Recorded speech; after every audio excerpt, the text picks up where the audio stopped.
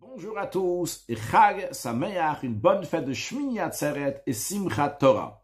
Aujourd'hui, nous allons voir ensemble un discours que le Rabbi a dit la nuit de Simchat Torah au Farbringen en Tafshin Chai en 1957, en 5718. Dans cette sikha, le Rabbi va nous dire le lien entre la conclusion de la Torah qu'on finit le jour de Simchat Torah et le début de la Torah qu'on commence le jour de Simchat Torah. La conclusion de la Torah, c'est avec les mots Le'einei Kol Israël, ce que Moshe Rabbeinu a fait aux yeux de tout le peuple juif. Et le début de la Torah, c'est Bereshit bara Elokim, lorsque Dieu a commencé donc la création du monde, etc., etc. Et évidemment, lorsque le Rabbi va nous faire un lien entre la fin de la Torah et le début de la Torah, c'est pas juste des liens, ce que j'appellerais d'information, pour nous dire voilà, il y a un rapport, mais des messages, des enseignements dans la vie de tous les jours. Comme un juif doit voir le monde, le ciel et la terre, comme ce Bereshit bara Elokim, comment le ciel et la terre et tout ce qu'il y a, ça vient uniquement de Dieu. Il va nous parler aussi donc de Vezot HaBracha, la paracha en général, la dernière paracha du 5e livre qu'on conclut à Simchat Torah, et le message qu'il y a, comment on doit s'attacher à Moshe Rabbeinu et comment on doit s'attacher au Rabbi de la génération. De même, le Rabbi va nous parler de la hardout, de l'union qu'il doit y avoir dans le peuple juif. Et comment elle doit être cette union-là? À travers les mots, Le'einei Kol Israël, aux yeux de tout le peuple juif. Voyons, le Rabbi nous dit que les derniers mots avec lesquels on conclut la Torah, Simchat Torah, c'est Le'einei Kol Israël, aux yeux de tout le peuple juif.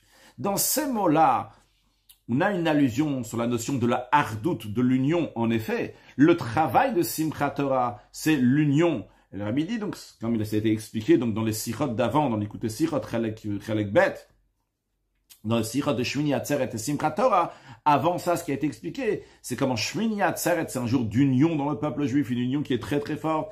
De même Simchat Torah, le fait qu'on danse et commencer avec les pieds, ça représente l'union et l'égalité qu'il y a dans tout le peuple juif, que tous les Bnei Israël sont ensemble, c'est Kol Israël. En effet, Kol Israël, tout le peuple juif sont un seul corps. Et chacun d'eux est uniquement un détail d'une généralité. En hébreu, un prat du klal. Et chacun d'eux, encore plus que ça, il fait partie du etzem, il fait partie de l'essence même. Dans la note, le Rabbi dit que cette différence-là, si on dit que le juif il fait partie, il était un détail du klal, de la généralité, ou bien si encore plus que ça, il fait partie du etzem, ça a été expliqué longuement dans la sikha. Donc c'est dans la sikha que le Rabbi a dit en Tafshin Chai, donc la nuit de Simchat Torah, juste de rappeler brièvement une notion que le Rabbi a dit là-bas, quand on dit un prat et un klal, un détail et une généralité. C'est vrai que nos sages disent en ba prat el amache ba klal, que dans le détail il y a seulement ce qu'il y a dans la généralité, mais ça c'est uniquement lorsque le détail se trouve avec la généralité. Par exemple, le Rabbi dit, s'il y a 10 personnes, ça fait une nouvelle entité, ça fait un minyan. Maintenant, on peut faire Kaddish, on peut faire Baruchou, etc. On peut faire des choses, Dvarim chez Bigdusha. On peut le dire s'il y a 10 personnes. Donc, quand on prend une de ces 10 personnes, quand ils sont ensemble, chaque prat, chaque détail des 10 personnes fait partie du klal, de la généralité. Mais si on va prendre à part, on va le mettre à part, il y a une personne et 9 autres personnes, eh bien, chacun d'eux donc n'est plus lié avec le klal, vu qu'ils sont séparés. Donc, le Rabbi dit, chaque juif, il est un prat qui est dans le klal, un détail de la généralité, quoi qu'il arrive avec ça, mais ça n'a pas encore une hardout, une union qui est si forte que ça. Par contre, c'est pour ça que le Rabbi rajoute, il dit encore plus que ça. De manière plus profonde, chaque juif fait partie du etzem, chaque juif fait partie de l'essence. L'essence, c'est par exemple donc l'âme qui fait vivre le corps. L'âme se trouve dans chaque membre du corps. Et si on prend l'âme qui est dans un membre, eh bien en vérité, on a toute l'âme, on a un etzem ici, on a l'essence de quelque chose. Et d'ailleurs, s'il y a un problème donc avec un membre, l'âme qui est dans un membre, ça fait des problèmes aussi dans les autres. Non pas parce que juste il rajoute de la vitalité, parce que ça fait partie du etzem. C'est l'essence. Donc l'idée c'est quoi? C'est que l'essence, lui, il se trouve dans plusieurs parties du corps. L'âme se trouve dans plusieurs parties du corps, mais c'est la même âme. Donc la même chose aussi le Rabbi nous dit, le juif il fait partie du etzem. Il y a un etzem, il y a une essence. D'ailleurs, cette essence-là, c'est Akadosh Baruch Hu, c'est Dieu. Et chaque juif, donc il a une parcelle de Dieu, mais on est tous reliés exactement de manière identique avec le Etzem. Donc c'est un Etzem qui se met donc dans telle partie, dans une autre partie, de la même manière que la vitalité va dans différentes parties du corps, de la même manière aussi. L'essence de Dieu se trouve dans différents juifs, dans différents corps, mais c'est exactement le même Etzem. Je referme la parenthèse, ça c'est ce que le Rabbi a expliqué longuement et nous l'avons dit ici brièvement dans la Sikha de la nuit de Simchat Torah Tafshin Chai en 5718. Continuons maintenant, donc on est en train de dire que tout le peuple juif est fortement uni et c'est la raison pour laquelle que dans chaque partie, il y a tout le Etzem. Dans chaque partie, donc bien que chaque juif a seulement une parcelle de Dieu, mais il y a tout le Etzem, il y a toute l'essence de Dieu. Comme le Baal Shem Tov dit, le Etzem, quand on parle d'une chose, l'essence, si tu saisis une partie, eh bien tu le saisis entièrement. Juste rajoute une parenthèse, un exemple qui peut être donné pour ce sujet pour comprendre un peu plus ce que ça veut dire quand tu prends le Etzem. Même si tu prends une partie, tu as tout pris. Eh bien, si par exemple, on prend un morceau de pomme, le morceau que tu as, c'est vrai que c'est un morceau, mais c'est de la pomme. Tu as de la pomme ici. Même, tu n'as pas la pomme en entière, mais c'est de la pomme. Le Etzem, quand tu saisis un morceau du Etzem, qu'est-ce que tu as ici? C'est du Etzem, c'est de l'essence. Je referme la parenthèse. On continue maintenant.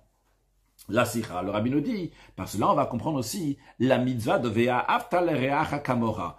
La mitzvah, elle est tu aimeras ton prochain comme toi-même. On demande d'aimer comme toi-même, vraiment comme toi-même. De la même manière que la raison pourquoi la personne elle s'aime, c'est pas pour une raison, c'est un amour qui est naturel, il s'aime de lui-même. De la même manière aussi de l'amour envers un autre juif, on nous dit, ça doit être une ahava, un amour qui vient du etzem, de l'essence, de la même manière que moi je m'aime de manière tout à fait naturelle.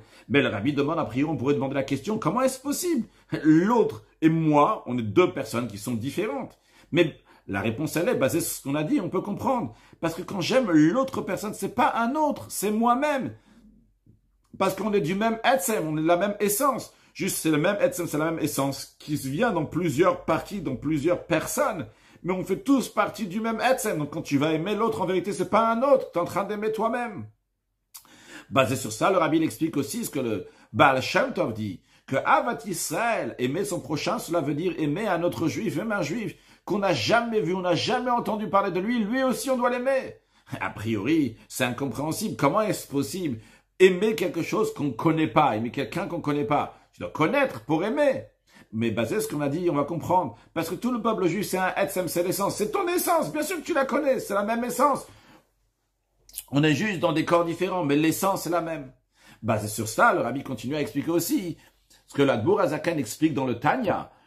Comment le fait que c'est écrit ailleurs que le Tanya, c'est écrit que Avat Israël, donc c'est la base de toute la Torah. Dans le Tanya, il explique longuement que la base de toute la Torah, c'est quoi l'idée, le fond de la Torah? C'est les Hagbia Ola Lotanefesh Gouf.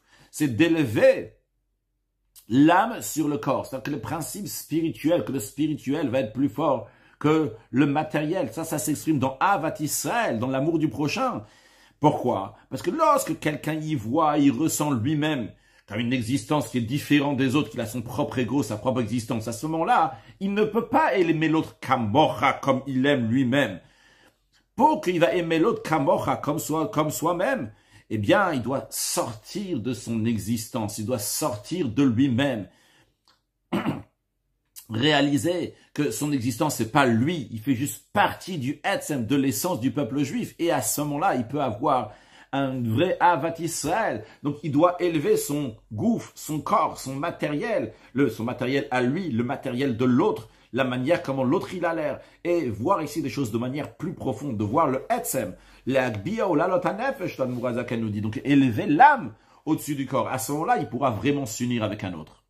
Et le Rabbi nous dit, c'est aussi l'idée de l'histoire que le Rabbi précédent a raconté à propos d'un grand du peuple juif, qu'une fois, son fils était malade, et il a beaucoup pleuré parce que son fils était malade. Après, plus tard, il s'est plaint sur le fait qu'il a pleuré pour son fils plus que ce qu'il aurait pleuré sur un autre enfant juif. Le fait qu'il ne pleure pas pour un autre enfant juif comme quand c'est son propre fils qui est malade, cela montre, cela prouve qu'il est seulement au début du service de Dieu. Pourquoi ça prouve qu'il est au début du service de Dieu? Parce que si le service de Dieu était vraiment chez lui comme il faut, eh bien, l'étude de sa Torah, l'accomplissement de ce mitzvot aurait dévoilé l'essence d'un Neshama. Et si ça avait dévoilé l'essence d'un Neshama, eh bien, tous les Juifs sont une seule chose. Donc, il aurait eu la même peine pour un autre enfant qu'il y a pour son enfant. Il n'aurait pas fait de différence. Donc, le Rabbi nous a expliqué jusqu'à présent donc l'importance, le sujet de Kol Israël, que tout le peuple juif, cette union-là, donc une union qui est très très forte. Basé sur ça, le Rabbi nous dit, on va comprendre aussi les mots que nous disons dans la prière de Yamim Noraim, des jours redoutables, il y a écrit là-bas, veillez à Sukula Maguda Echat, qu'on souhaite, on demande à Hachem que tout le monde va devenir un seul groupe, tout le monde, une seule assemblée, la Sadretson Rabaleivav Shalem, pour faire ta volonté de tout cœur, avec un cœur entier. Alors, le Rabbi nous dit, la demande n'est pas juste qu'on dit à Hachem, on demande que tout le monde va être une assemblée pour faire ta volonté. Mais c'est plus que ça, le Rabbi nous dit. Quand est-ce que c'est possible que Veyasu Kulamaguda Echad? Comment c'est possible qu'on va devenir une vraie assemblée, un vrai groupe qui est soudé, qui est solide? C'est uniquement si c'est la Sodretzoncha, si c'est pour faire la volonté d'Hachem. Mais si le but du groupe, si le but de l'assemblée, si le but du mouvement est d'autres choses, même si c'est des choses qui sont permises, mais c'est pas une aguda echad, c'est pas un seul groupe, c'est pas une seule assemblée, c'est pas un seul mouvement. Non. Ici, en vérité, c'est séparé. Pourquoi? Le Rabbi nous donne 3 raisons. Premièrement, lorsque les gens-là se rassemblent, donc pour c'est une chose donc qui est facultative, on a dit même ce qui est permise, ces gens-là, chacun d'eux, dans leur etzem, dans leur essence, ils sont séparés l'un de l'autre. Seulement quoi? Pour un certain but, pour un certain sujet, ils sont rassemblés. Qu'est-ce que ça veut dire, ils sont rassemblés? Qu'est-ce qu'ils ont rassemblé? Est-ce qu'ils ont rassemblé toute leur etzem, toute leur essence, toute leur personnalité? Elle est rassemblée, elle est unie pour ce sujet? Non. Ils ont juste pris certaines choses, les forces donc de l'âme qui sont nécessaires, les forces du corps donc qui sont nécessaires pour concrétiser le but de ce groupe-là. Mais toutes les autres forces qui ne sont pas nécessaires pour faire cette assemblée-là n'est pas rattachée entre eux. C'est juste, et à plus forte raison que le etzem, leur essence, évidemment qui n'est pas rattachée.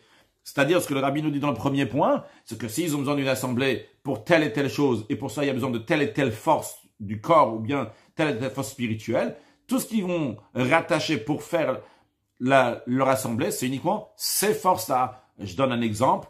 S'ils doivent rattacher la tête pour faire ça, ils vont se rattacher la tête, leur cerveau, dans le sens qu'ils vont mettre leur tête dans le sujet. Si c'est un jeu avec les pieds, eh bien ils vont faire avec les pieds, avec les mains, ils vont rassembler leurs mains pour être un groupe ensemble. Mais c'est uniquement donc une certaine partie de leur âme qui a été rattachée, mais pas eux, pas tout leur corps, pas toute leur âme. Continuons, le Rabbi nous dit, deuxième point, pourquoi c'est pas une vraie agouda? Parce que même suite à ce qu'on a dit, ok, ils ont rattaché certaines forces ensemble, mais même ça, c'est pas rattaché pour de vrai. Qu'est-ce que c'est pas rattaché pour de vrai? Finalement, même quand ils vont tous rattacher la même partie de l'âme ensemble pour tel et tel sujet, mais quand même, leur metsiout, elle est différente l'un de l'autre. Alors même sur la chose sur laquelle ils sont rattachés, telle et telle personne va le faire parce que c'est sa volonté, c'est ses sentiments, c'est sa metsiout, c'est lui-même. L'autre, il va faire ça parce que c'est sa metsiout à lui, c'est son existence, c'est sa volonté et c'est ses sentiments à lui. C'est uniquement que superficiellement, ils sont rattachés. C'est-à-dire que pour la chose concrète qu'ils sont en train de faire, ils sont en train de faire la même chose. Mais eux-mêmes, chacun d'eux, il est séparé. Mes sentiments m'amènent à faire telle chose. Les sentiments de l'autre l'amènent à faire exactement la même chose. Les sentiments de quelqu'un d'autre l'amènent à faire exactement la même chose. Mais eux-mêmes, chacun d'eux, ils sont séparés, même s'ils ont mis les mêmes sentiments, c'est-à-dire le même niveau de sentiments, mais c'est des sentiments de personnes qui sont différentes. Donc ces personnes-là sont partagées entre eux, même dans le sujet sur lequel ils sont rattachés de manière superficielle, et eux-mêmes, chacun d'eux, il a sa volonté, ses sentiments, sa metsiout.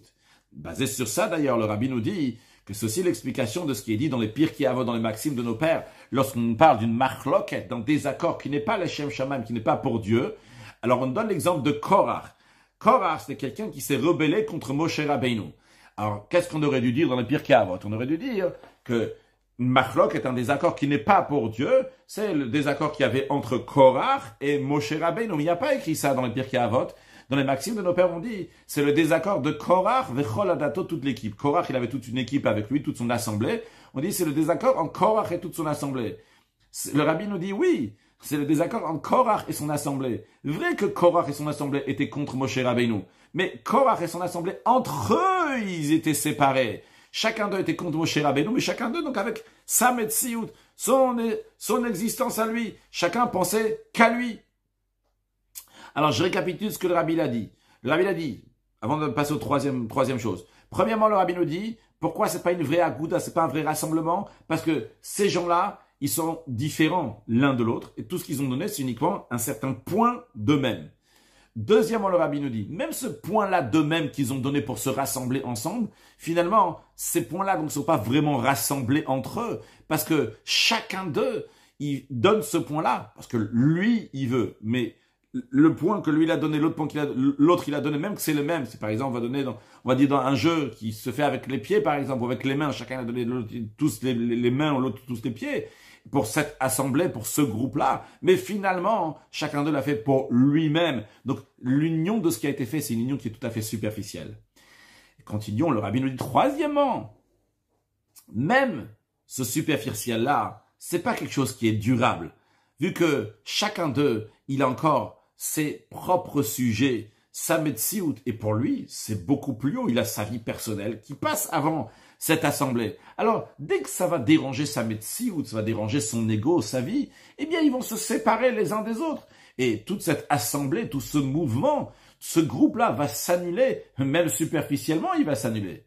Et le rabbi nous dit, comme d'ailleurs, on a vu concrètement dans plusieurs assemblées, plusieurs groupes, plusieurs mouvements, donc qui avait l'air très très fort, une grande assemblée, un grand mouvement, mais finalement, les gens qui étaient rassemblés ensemble, ils n'étaient pas d'accord entre eux. Eh bien, ces assemblées, ces mouvements se sont effondrés et il reste strictement rien d'eux.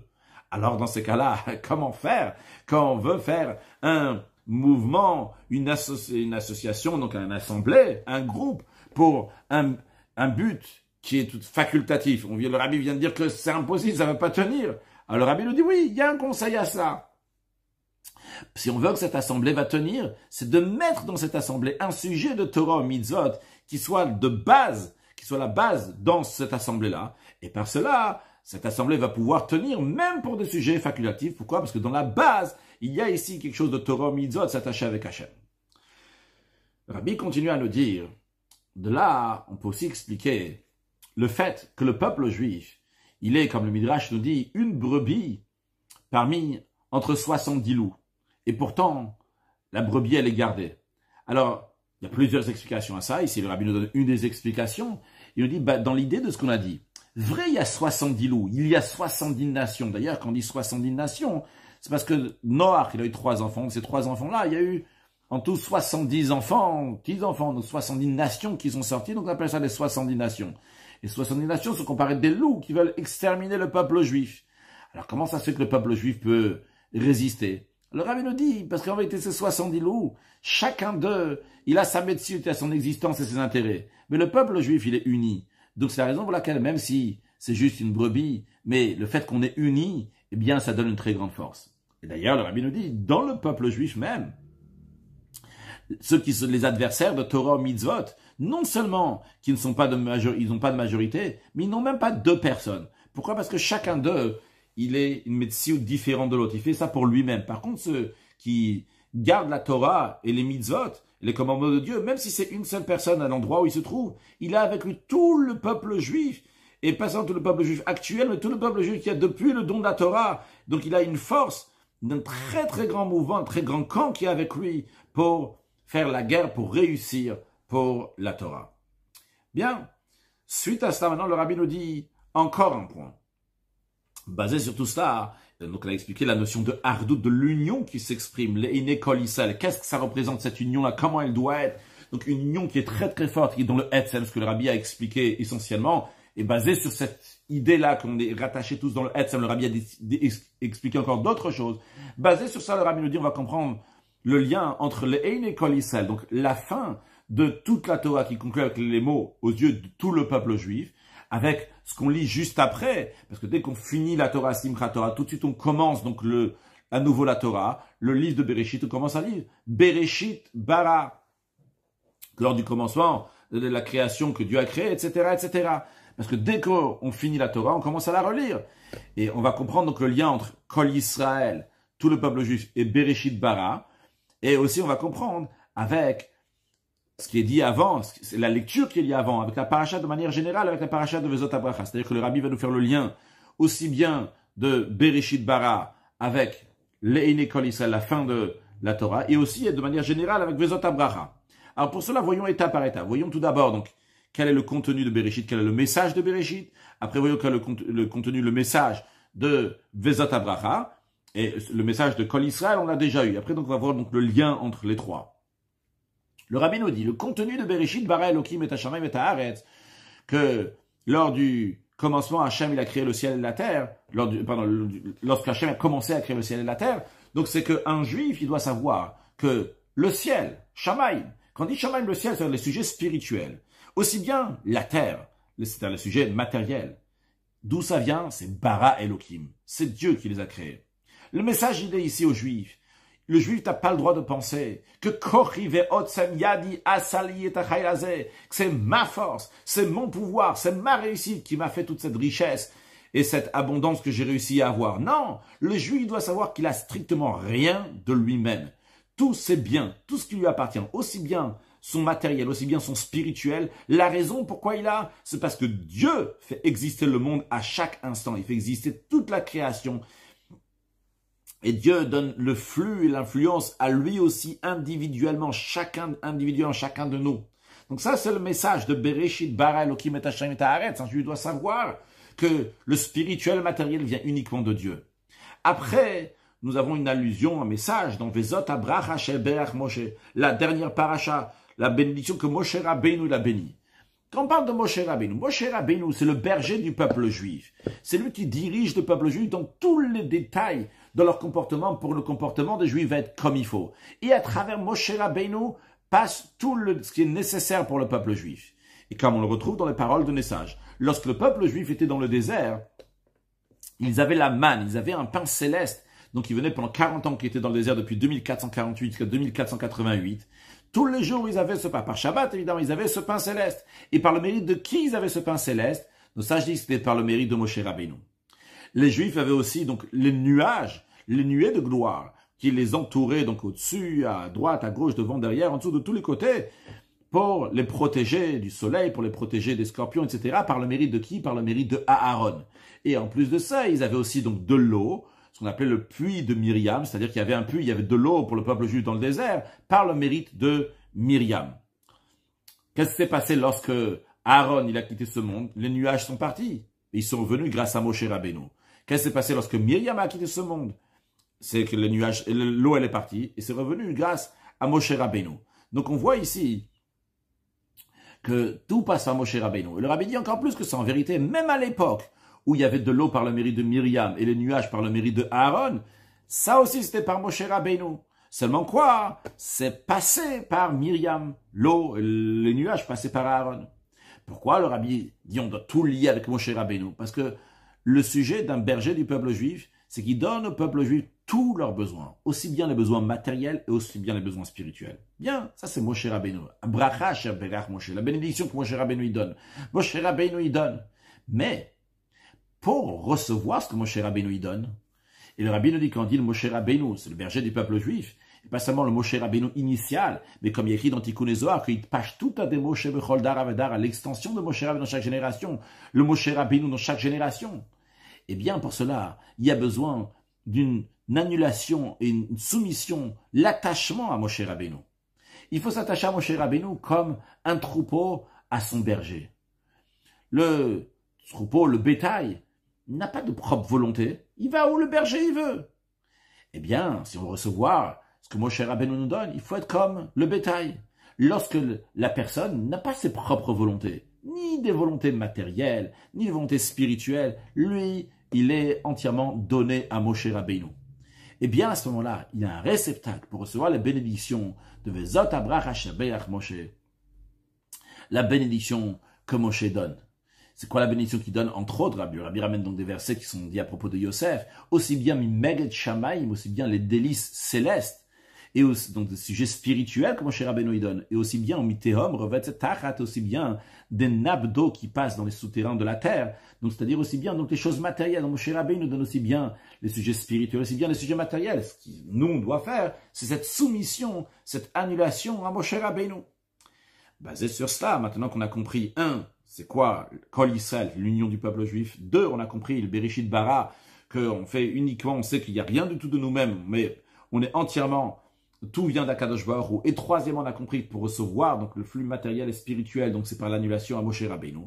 Le Rabbi nous dit, c'est le lien de l'idée dans le fond entre Bereshit bara et Vezot Abracha, la paracha en général, et l'Eine Kol Yisrael.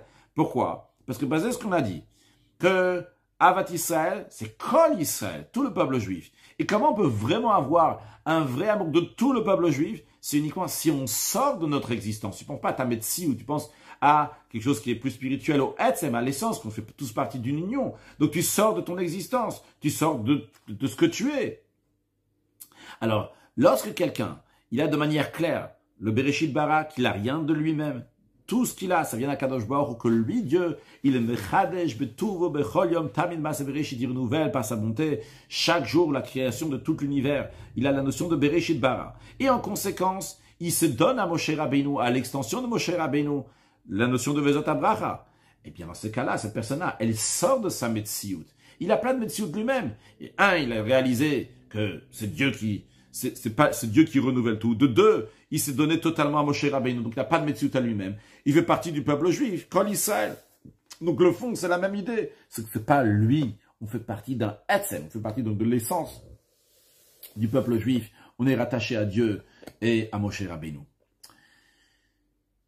Le Rabbi continue à nous dire que cette idée-là qu'on a fait le lien entre l'Ein et Kol Israël, tout le peuple juif, avec Bereshit Bara, c'est dans les deux sens. C'est-à-dire, de la même manière qu'on vient de voir que le Bereshit Bara, il donne de la force pour le travail de Kol Israël. Le fait que tu sais que tu n'as pas une Metsiout, tu n'as pas une propre existence, mais c'est Dieu qui donne tout. Et donc par cela, tu t'attaches avec tous les autres juifs, et tu dis, voilà le Etzem, non pas ton corps, non pas ton existence, mais le peuple juif.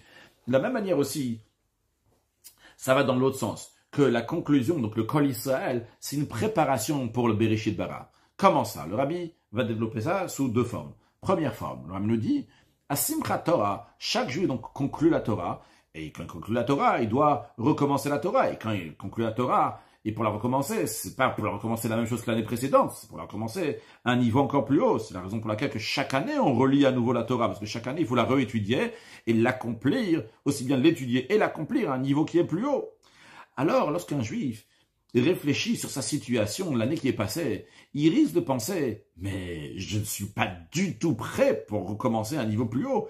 Qu'est-ce que je fais ici? Moi, je vais recommencer la Torah maintenant. » Alors, quand il se tient devant le Bereshit Bara, il doit recommencer, il dit « Non, non, je ne veux pas recommencer, ça va pas du tout la situation. » Pour cela, on lui donne un conseil. On lui dit « Regarde, Kol Israël, tu viens de conclure la Torah avec tout le peuple juif.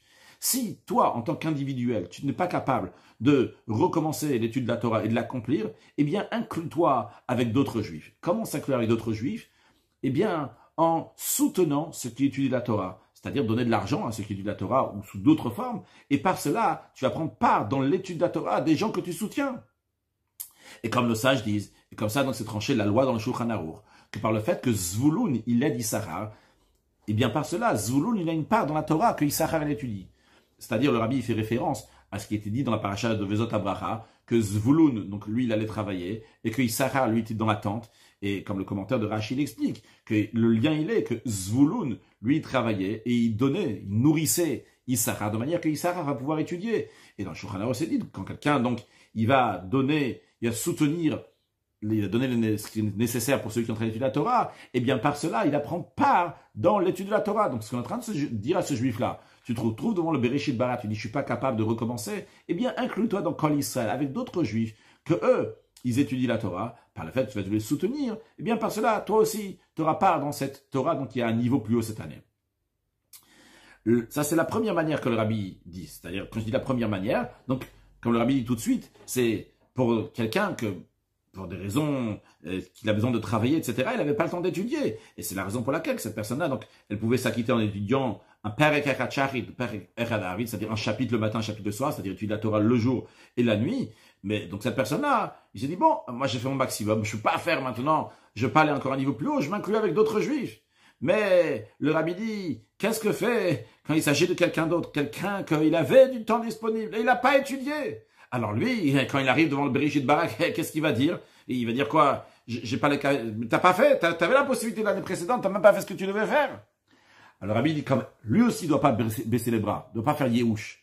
Parce que les rabbis de Chabad disent qu'à Simchat Torah, à travers la joie, on peut faire la même chose qu'on peut faire à Rosh Hashanah et à Kippour avec l'amertume. Le Rabbi développe, c'est-à-dire, il s'agit de quelqu'un que c'est déjà passé tout le mois de Elul, il n'a pas fait de Tchouva. C'est passé les jours de Slichot, il n'a pas fait de Tchouva.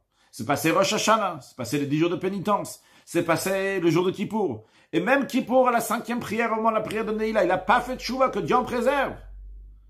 Eh bien, on dit quand même, malgré cela, lorsque ça arrive Simchat Torah, par la joie, il y a la possibilité de faire tchouva. Et c'est quoi donc l'Einé Kol Israël? Aux yeux de tout le peuple juif. On te dit, tu dois t'inclure dans le peuple juif. C'est-à-dire, tu dois dévoiler l'essence de ta neshama. Parce que tu t'unis vraiment avec tous les juifs. Parce que quand la Mourazakan dit, Shaneshamot Matimot, les âmes, ils sont équivalentes. Et c'est de là que découle une vraie Ahavat Israël. Parce qu'il n'y a pas de différence entre ma neshama et celle de l'autre. On est tous unis. Et vu qu'on dévoile l'essence d'un neshama, donc par cette joie-là, il dévoile donc l'essence d'un neshama, Simchat Torah, Kol Israël. Eh bien, quand on parle de l'essence d'un neshama, l'essence d'un neshama a toujours été parfaite. Et s'il a dévoilé l'essence d'un neshama, et elle a toujours été parfaite, eh bien, il a les forces pour commencer à étudier à nouveau la Torah et à un niveau encore plus haut. Donc ça, c'est la deuxième manière, ce que j'appelle la deuxième manière. Le rabbi dans Israël ne dit pas première manière, deuxième manière. La première manière, le rabbi parle de quelqu'un qui a étudié comme il pouvait, mais il se retrouve devant un nouveau Bereshit Bara, il dit, j'ai pas la capacité. On te dit, inclus-toi avec d'autres, soutiens ceux qui étudient la Torah. Celui qui est dans une situation qui est encore plus catastrophique, on lui dit, écoute, tu veux pas recommencer à nouveau Bereshit Bara, tu veux pas commencer à nouveau la Torah, eh bien, dévoile l'essence de ta neshama, avec la joie, dévoile l'essence de ta neshama, inclus-toi avec tous les juifs. Eh bien, par cela, tu as la force de pouvoir recommencer la Torah, parce que l'essence de ta neshama a toujours été bien comme il fallait. Mais alors, le rabbi dit, vrai, on a expliqué le lien entre Kol Israël avec Bereshit Bara. On a expliqué donc le lien de la conclusion de la Torah avec Bereshit Bara. Mais qu'est-ce que c'est avec Bereshit Bara? On a expliqué avec recommencer la Torah. Mais on n'a pas expliqué le lien de Kol Israël, les mots Kol Israël avec Bereshit Bara, avec les mots Bereshit Bara. Les mots Kol Israël, on a oui expliqué avec tout le peuple juif. Mais on n'a pas expliqué le rapport avec les mots au commencement de la création. Ça, on n'a pas dit le lien. On a juste dit avec l'idée de recommencer le Sefer Torah. Kol Israël, ça aide à recommencer la Torah. Mais on n'a pas dit comment le Kol Israël, il est lié avec les mots Bereshit Bara. Alors le rabbi nous dit, le lien est le suivant. Bara, littéralement, veut dire créa. Créer, Dieu il a créé. Mais si on va un peu plus loin, on retrouve dans la Mishnah, Shema Ivri, le rabbi ramène dans la note, que Bara, c'est un langage de dévoiler. Alors, qu'est-ce qu'on dit ici, Bereshit Bara? Bereshit Bara Elokim et Hasharim et Haaretz, dans le sens donc un peu plus profond, c'est le suivant. On dit, toi, juif, le Réchit, le début de ton travail, qu'est-ce que tu dois faire? Tu dois être Bara. Tu dois dévoiler. Qu'est-ce que tu dois dévoiler? Bara Elokim. Tu dois dévoiler le Dieu qui se trouve dans le ciel, le Dieu qui se trouve dans la terre, qui se trouve dans la terre et dans tout l'armée de la terre. Tu dois le dévoiler. En effet, dans toutes les créatures, que ce soit dans l'armée du ciel, que ce soit dans l'armée de la terre, il y a une force, il y a une vitalité divine qui l'a fait exister, qui l'a fait vivre à chaque instant. Et cette vitalité divine, c'est ça, toute l'existence de la créature, c'est parce qu'il y a cette vitalité divine. Seulement quoi? Cette vitalité-là, elle est cachée, de manière que la créature, on a l'impression qu'elle existe d'elle-même, elle est séparée de la divinité. Eh bien, on te dit à toi le juif, Bereshit, le début de ton travail, c'est quoi? C'est de dévoiler, bara, de dévoiler ce Elohim, cette divinité qui se trouve dans le Shamaim et dans l'Aretz, dans le ciel et la terre. Tu dois la dévoiler. Maintenant, comment je peux faire ce Bereshit bara? Comment je peux dévoiler cette divinité, ce Elohim qui se trouve dans le ciel et la terre? Eh bien, pour cela, on nous dit Kol Israël. Qu'est-ce que ça veut dire? Chaque créature a de la divinité, mais c'est caché. Mais dans le juif, il y a aussi ici de la divinité, et pas juste de la divinité, mais l'âme divine qui est Chalek Elokam Imal Mamash, qui est une parcelle de Dieu. Chacun de nous est là, seulement quoi? Vu que cette âme divine s'est habillée dans le corps, dans l'âme animale, des fois il est possible que le corps et l'âme animale va voiler la lumière de la Neshama, à tel point que le corps et l'âme animale vont même faire la guerre contre la Neshama, contre l'âme divine. Et pour cela on nous dit, si tu veux commencer à dévoiler dans le monde la divinité, le Elohim qui y a dans Shamaim Va'aretz, pour cela tu as besoin de dévoiler dans toi-même la Elokut, la divinité qui est dans toi-même, dévoiler la Neshama qui est dans toi, qu'elle sort de l'emprisonnement du corps, ta Neshama sort de l'emprisonnement de l'âme animale, et qu'elle va se dévoiler telle qu'elle est, pas seulement dans ce qu'on appelle les Kochot Agruyim, dans les forces dévoilées, c'est-à-dire dans l'impact, dans ses actions, dans ce qu'elle fait, mais tu dois dévoiler même l'essence d'un Neshama elle-même, l'essence d'un Neshama comme elle est rattachée à l'essence de Dieu. Et comment tu peux savoir si tu as oui dévoilé l'essence d'un Neshama ou pas? Comme on a dit au début de la Sikha, c'est s'il y avait si tu aimes ton prochain comme toi-même, s'il y a l'Ein Ekol Israël, si tu es uni avec tout le peuple juif, là tu as dévoilé l'essence d'un Neshama. Si tu n'es pas uni avec les autres juifs, c'est-à-dire que tu fais les choses donc par rapport à ton corps, par rapport à la matière, et non pas par rapport à l'essence d'un Neshama, eh bien, tu ne peux pas t'unir avec un autre. Donc quand il y a le Kol Israël, c'est preuve qu'il y avait Aftalera Hakamora. Donc on lui dit Kol Israël, si tu dévoiles l'essence de ta Neshama. Eh bien, donc il y a Kol Israël, tu as l'union avec tout le peuple juif. Par cela, tu as la force de Bereshit Bara, au commencement, ton travail, donc de commencer à dévoiler la divinité dans le monde. Et donc, le Rabbi nous dit, conclut par le Bereshit Bara Elohim qui est dans l'homme lui-même, eh bien, il a la capacité de dévoiler l'Elokut. Quand il dévoile dans lui-même sa divinité, il dévoile son Etzem, son essence d'un Neshama, il peut dévoiler la divinité qui est dans le monde, de manière générale, aussi bien donc dans l'armée du ciel, aussi bien dans l'armée de la terre, de manière que dans chaque chose, on va avoir de manière dévoilée que toute sa médecine, toute son existence, c'est uniquement la divinité, et comment Ein Od Milvado, il n'y a rien d'autre à part Hachem. Donc, une sikha extraordinaire qui conclut aussi donc l'écouter Sichot Chelek Bet, bien qu'il y ait encore donc les Osafot, donc après Shmini Atzeret Simchat Torah, donc Chelek Bet, mais on conclut l'écouter Sichot, et on a plein d'enseignements, et encore cette sikha-là, donc il nous dit comment il faut s'unir, dévoiler le Etzem, dévoiler l'essence, comment s'attacher à Kadosh Baruch Hu, comment s'attacher au Rebbe, de Kadosh Baruch Hu, fasse qu'on va concrétiser tout cela dans les meilleures conditions, avec une bonne santé, beaucoup de joie, de bonheur, de satisfaction, des grandes danses, une très grande joie, jusqu'à Simchat Olam Al Rosham, une joie éternelle, très prochainement avec la venue de Mashiach, Nao, Chag Sameach, une excellente fête de Shmini Atzeret, de Simchat Torah.